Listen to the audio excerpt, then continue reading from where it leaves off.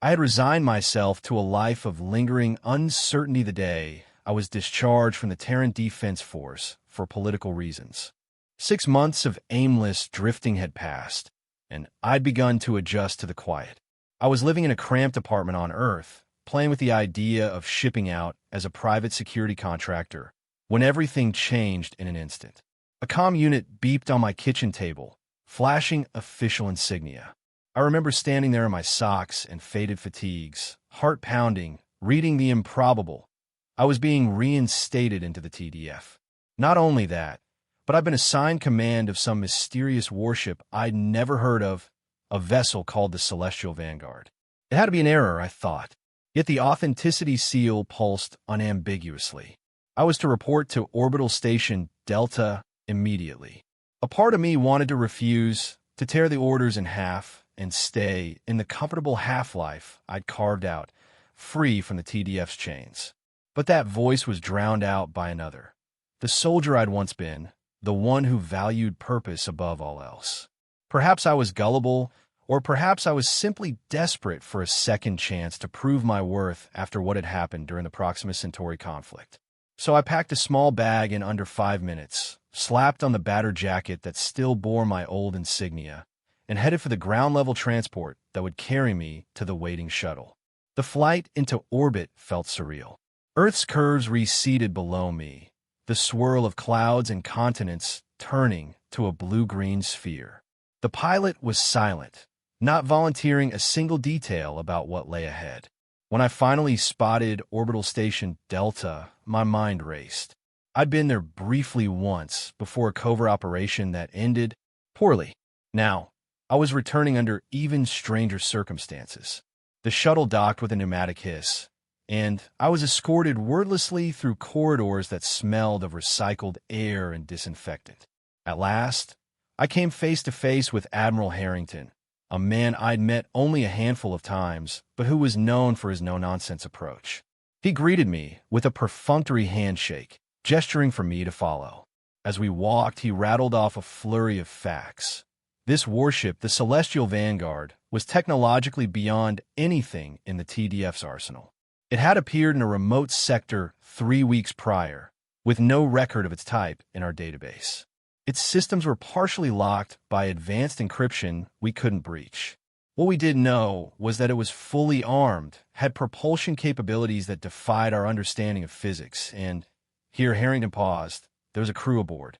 And not a human crew, either, but 5 alien females who called themselves the Blades. I must have blanched, because Harrington gave me a tight smile. The TDF had contained the ship and her inhabitants, but had not forced them off. They claimed to be awaiting their next commander, someone they called a War Master. And for reasons beyond my comprehension, TDF brass had decided I was the man for the job. Harrington explained that I was one of the best tactical minds available, no longer assigned elsewhere. My discharge had been a convenient scapegoat tactic. They still valued my skills. "We suspect these aliens might respond to a military chain of command," he said. "We need someone who can handle them and figure out the ship's secrets. You do this job right, you'll have your name cleared. If it goes sideways, well, we never had this conversation." That was that. He took me to an enclosed docking bay where a single boarding tube connected the station to a sleek, angular hull. I let my gaze roam over the vessel through a viewing port. It glimmered with a metallic sheen that caught the station lights in refracted streaks of color. It seemed both elegant and deadly, a perfect marriage of aesthetic design and lethal function. My heart thudded. I'd never captained a ship before, let alone an alien warship with an unknown crew. The moment I stepped aboard, I felt the difference.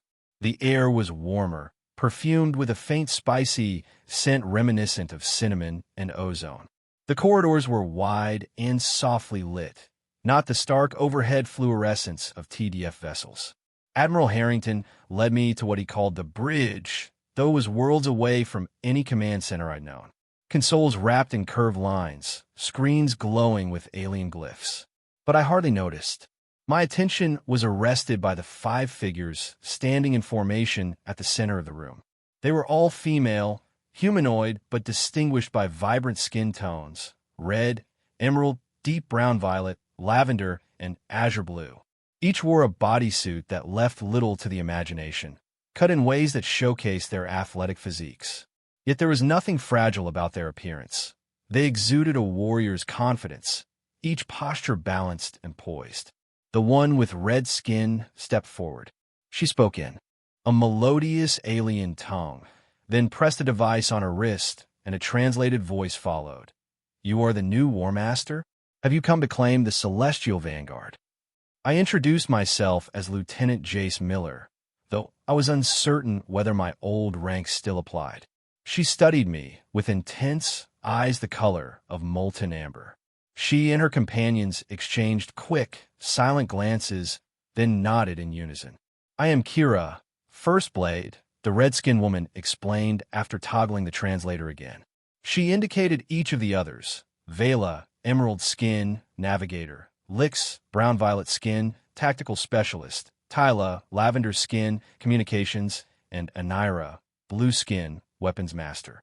They all regarded me with an unsettling mix of curiosity and appraisal. Admiral Harrington murmured something about giving us space to get acquainted, then withdrew, leaving me alone with these alien warriors. Kira faced me, arms crossed over her chest. "We serve the War Master who commands this vessel. Are you here to fulfill that role?" Her question held an undercurrent of challenge. My mind raced. I told her I wasn't sure what being a War Master entailed, only that I'd been assigned to learn the ship's systems and, if possible, integrate them into Earth's defense. Her deep red lips twitched in a near smile. "We shall see if you are worthy," she said, voice pitched with a confidence that bordered on provocation. The following hours were a blur of discovery. I explored the Celestial Vanguard's corridors, each one leading to surprisingly spacious rooms. While TDF vessels often resembled cramped, utilitarian steel tubes, this place felt more like an intricately designed environment, a testament to advanced engineering that balanced form and function. The 5 warriors accompanied me wherever I went, clarifying alien symbols or gesturing me away from sealed sections. When I asked about certain locked doors, Kira informed me that only a recognized War Master could open them. My Earth-based clearance codes were useless here. They showed me the main armory, bristling with weaponry that defied classification. Anira pointed out energy lances that could pinpoint a target with microscopic precision and cannons that manipulated gravitational fields. I found myself torn between awe at their technological supremacy and apprehension about commanding it. Part of me felt I was in over my head, but my curiosity and training overrode any urge to flee. We ended the day at a chamber that seemed to serve as my personal quarters. Compared to standard TDF bunk rooms, it was enormous, featuring a bed large enough to hold several people. Alien plants grew along one wall under soft lights. "These are your quarters," Kira said. "You outrank us, so you enjoy the highest comfort." The irony was not lost on me. I couldn't remember the last time I'd been outranked by anyone, let alone 5 alien women. They left me there, presumably to rest, though my thoughts spun restlessly. I lay on the bed, staring at the unfamiliar patterns on the ceiling, half expecting the entire situation to be a dream. Morning was a relative concept in space, but the Celestial Vanguard seemed to keep its own circadian rhythm.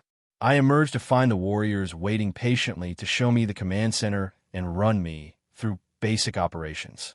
Lix, the one with the playful gleam in her dark violet eyes, explained that the Celestial Vanguard's bridging AI recognized only specific neural signatures, that of a War Master who had to synchronize with the 5 blades. My initial attempts at the console yielded no response. "You see," she teased, "the ship barely acknowledges you. You must bond with us, or you'll only scratch the surface of what it can do." They began introducing me to the concept of resonance. From what I gathered, it was a form of partial telepathic link that allowed the ship's systems to align with a single commander's brainwaves, aided by the presence of these 5 guardians. Vela spoke calmly, describing how in the Astral Confederation, the War Master and the Blades engaged in a deeply personal ritual that created a mental network. The result was instantaneous combat awareness, perfect coordination, and access to advanced functions locked away in the ship's database. But that bond in their culture was not something you did lightly. It involved a certain level of physical and emotional intimacy that far surpassed standard Earth protocols. At that, I balked. I'd grown up in the TDF's environment, where fraternization regulations were strict, especially between commanding officers and subordinates. The idea of forming an intimate link, mental or otherwise, was borderline unthinkable. Yet these were not exactly subordinates in the human sense, nor was this the TDF's chain of command. They had different traditions. The dissonance rattled me, and I knew I needed time to process. But time, as it turned out, was something I did not have in abundance. A day later, I received a terse message from Admiral Harrington. The Celestial Vanguard would undergo a combat readiness evaluation against a TDF Red team in 5 days. The TDF needed proof of this alien ship's worth, or they consider alternative plans, perhaps dismantling or storing it away. That set me on edge. We hadn't even scratched the surface of the ship's capabilities, let alone learned how to coordinate effectively. My success or failure in this trial would determine the future of the entire project, and possibly my freedom. It was Kira who confronted me in the corridor that evening as I brooded over the looming test. She blocked my path, red skin almost glowing under the overhead lights. "The TDF demands results," she said, apparently well-informed. "If you fail, they will likely cut their losses. That is no future for us either. We need full integration to show them what the Celestial Vanguard can do." I admitted I wasn't comfortable with the notion of the deeper rituals. She considered my words, then proposed a compromise. There was a preliminary step, something called a resonance chamber, that allowed partial synchronization without delving into the complete bond. "It will not be as strong, but it may suffice," she told me. "Shall we try?" I agreed. The next day, the 5 warriors led me to a room deep in the ship's core, a circular space with a domed ceiling that shimmered faintly. In the center stood 6 pedestals arranged in a ring.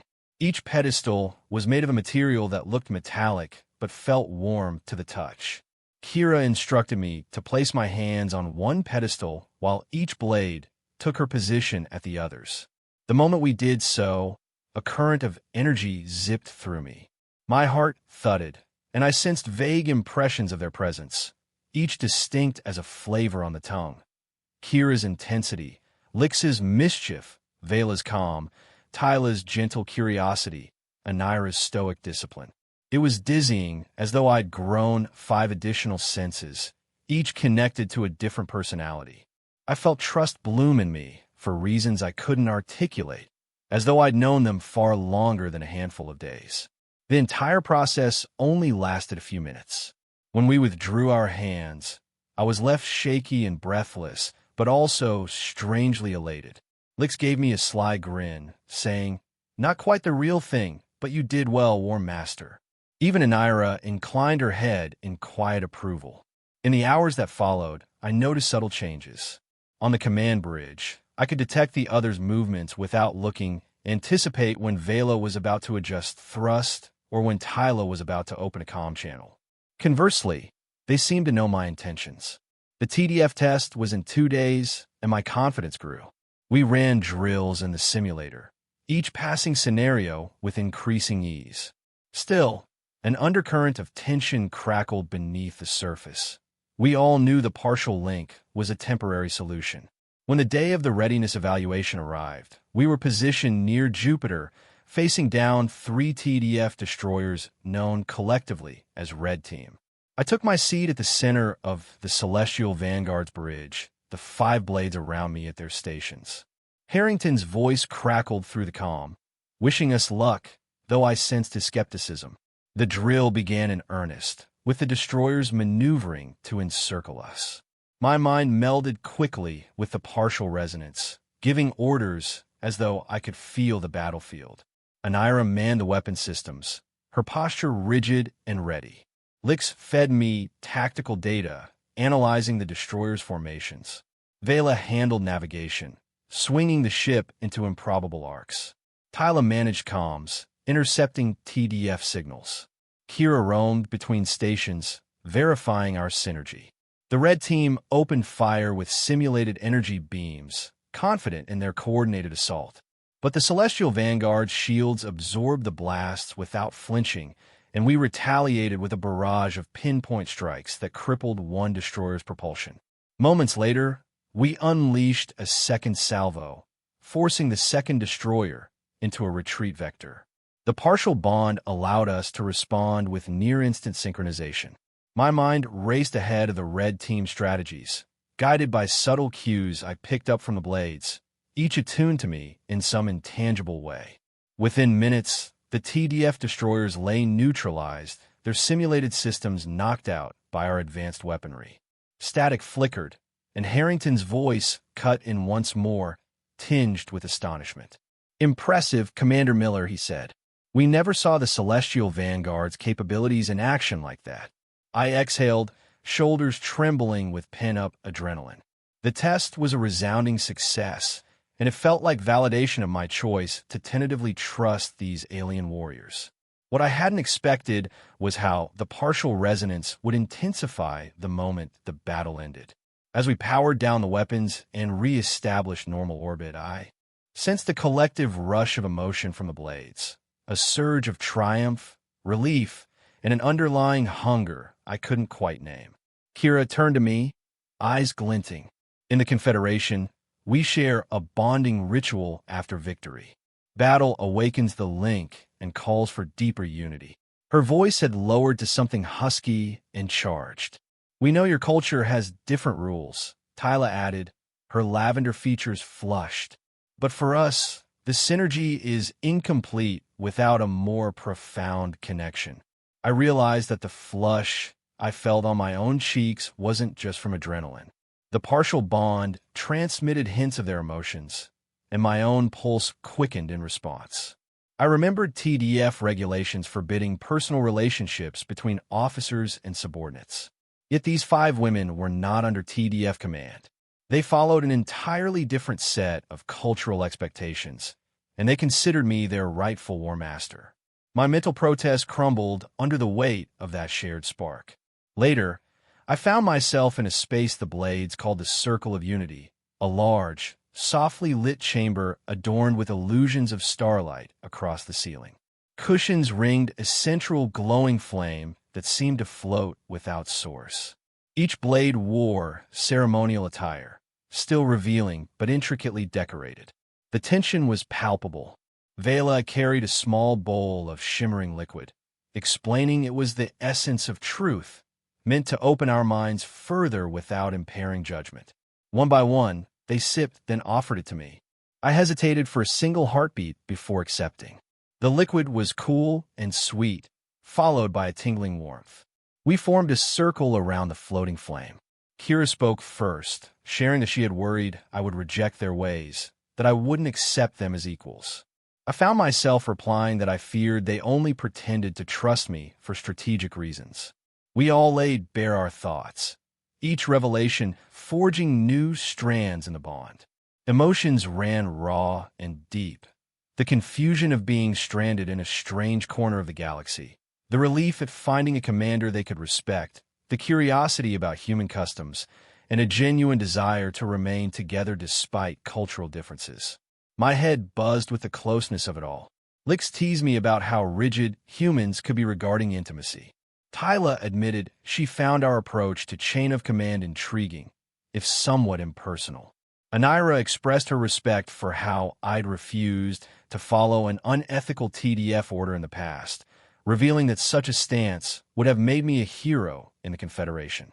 Eventually, the words gave way to a deeper, shared quiet, a realization that we were bridging 2 worlds in this small circle. At some point, the conversation turned to the physical element of the Astral Confederation's final bonding ritual. Kira moved closer, placing a warm hand against my chest. She said, "If you consent, we want to complete the link. We want to show you what it truly means to be a War Master. Our synergy in battle depends on a harmony of body, mind, and spirit." The circle closed around me. Each woman's presence pulsed in my awareness like a bright star. I found that I wanted this despite the moral tension that had dogged me. This wasn't simply physical attraction. It was a step toward an unbreakable unity, something far beyond TDF's pragmatic, distant approach. Yes, I said softly, though it felt as though I was speaking with more than my voice. I trust you.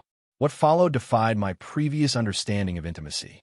It was as if the partial resonance deepened exponentially. I felt the warmth of each woman's skin, the electric thrill of every subtle shift, but also their inner selves.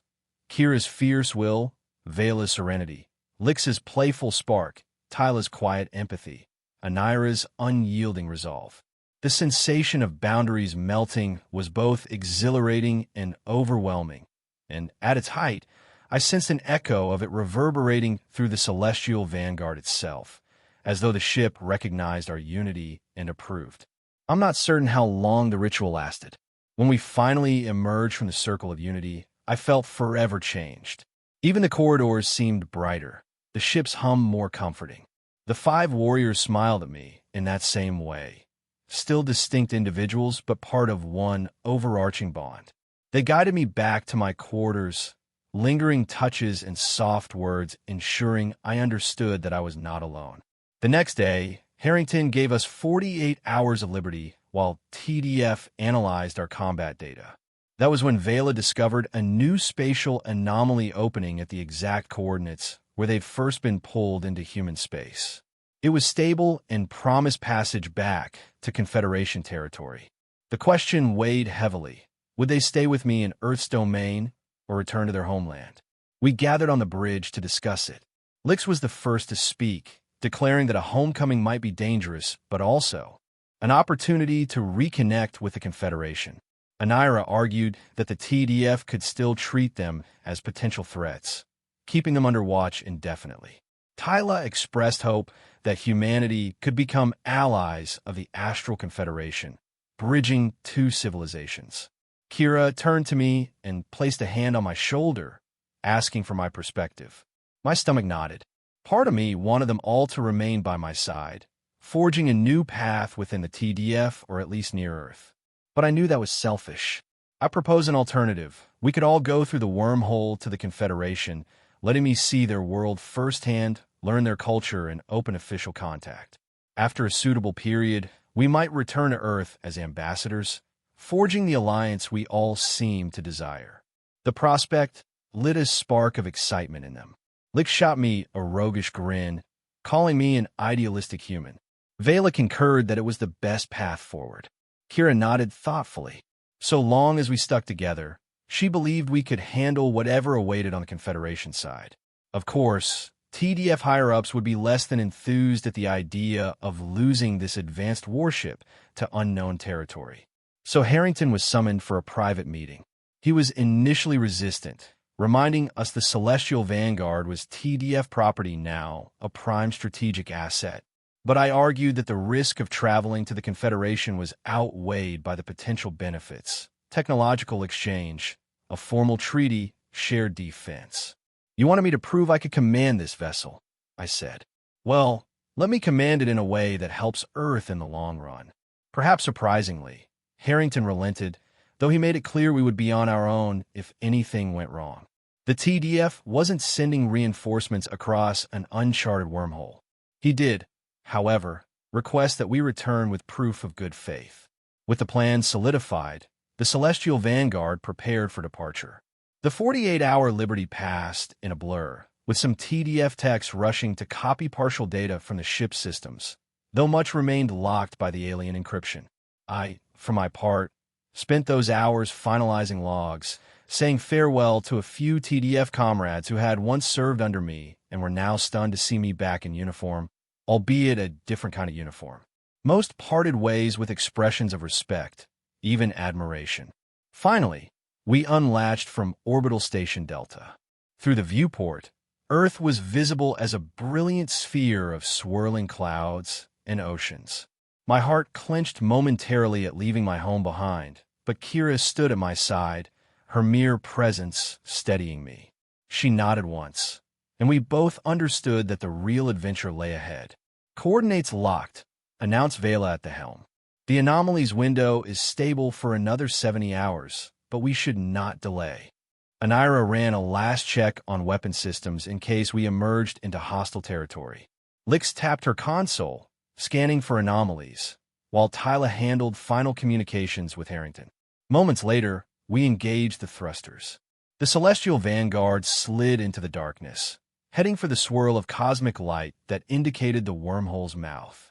I felt a potent mix of excitement and apprehension, not only mine, but reflected in the echoing bond one now shared with these 5 extraordinary women.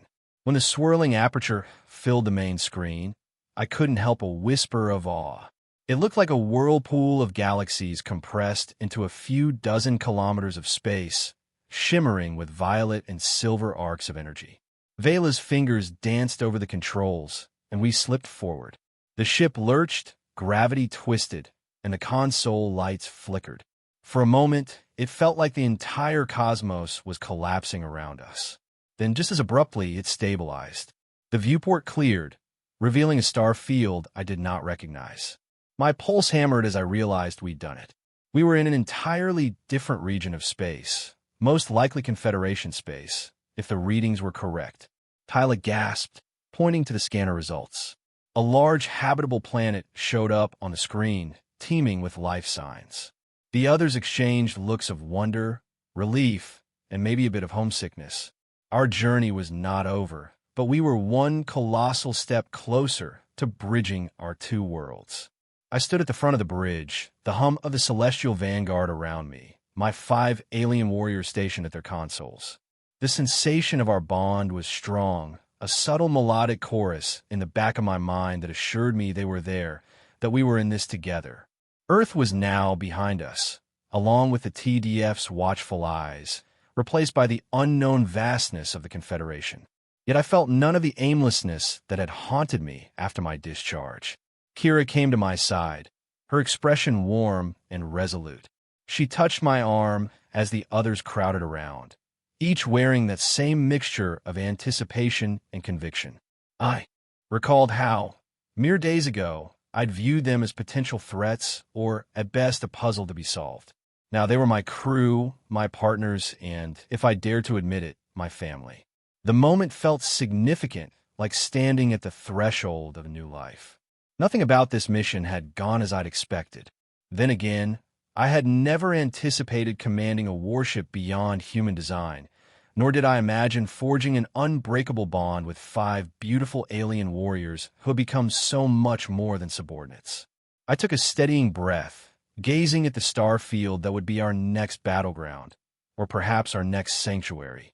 The future spanned before us like an endless map of uncharted constellations. I realized that I was ready to explore, to understand, and to fight for these warriors if necessary. Ready to unite 2 civilizations, or at least to try. With a faint smile tugging at the corner of my mouth, I turned to my crew. Let's see what the Confederation has in store for us. Engage thrusters. The Celestial Vanguard surged forward, her engines humming with smooth power.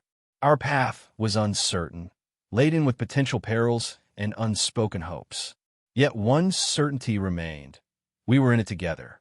As the darkness of space folded around us, I allowed myself a final backward glance at the swirling gateway. Then I faced front, shoulders squared, prepared to write a new chapter of history.